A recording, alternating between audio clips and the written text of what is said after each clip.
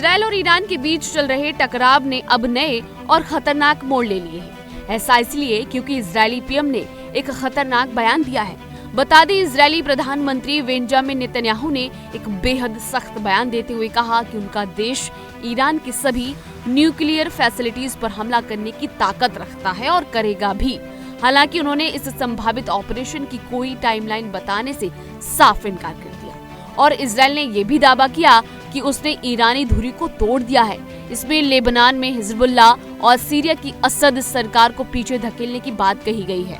वहीं नेतन्याहू ने यह भी स्पष्ट किया है कि उसे अमेरिका से किसी ग्रीन सिग्नल की जरूरत नहीं पड़ी, पर ट्रंप प्रशासन से उन्हें डिफेंस सहयोग मिल रहा है। लेकिन इस युद्ध में अमेरिका की एंट्री को लेकर भी अब अटकलें तेज हो गई है।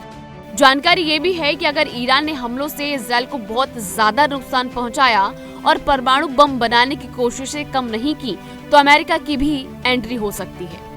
उधर अमेरिका में हालात अलग हैं। राष्ट्रपति डोनाल्ड ट्रंप आने वाले 2 हफ्तों में ये तय करेंगे कि अमेरिका इस संघर्ष में सीधे शामिल होगा या नहीं।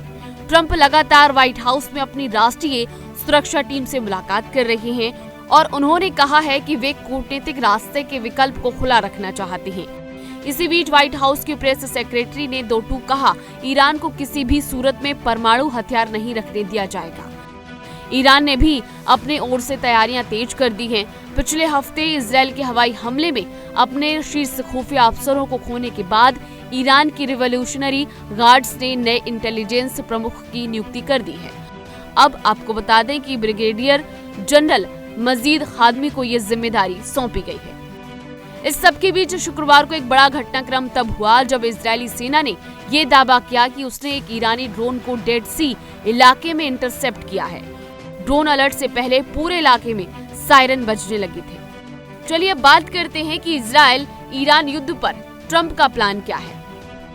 ईरान और इजरायल की जंग के बीच अब सबकी नजरें अमेरिका की तरफ घूम गई हैं। अमेरिका के राष्ट्रपति डोनाल्ड ट्रंप ने ये कहा है कि वो जंग में सीधे शामिल होने या ना होने के बारे में फैसले 2 हफ्ते के अंदर लेंगे।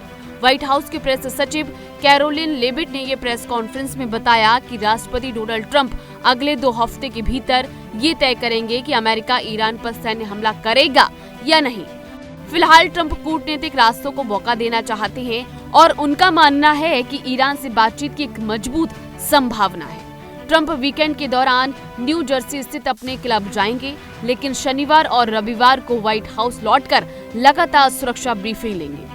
वहीं सोमवार को वो नीदरलैंड में होने वाले नाटो समिट में शामिल होने के लिए रवाना होंगे। लेकिन अब सवाल ये बनता है कि क्या इन पूरे शेड्यूल के बाद अमेरिका के राष्ट्रपति डोनाल्ड ट्रंप ईरान और इजरायल के बीच युद्ध में एंट्री लेने को लेकर पूरी तरह से कितने तैयार हैं।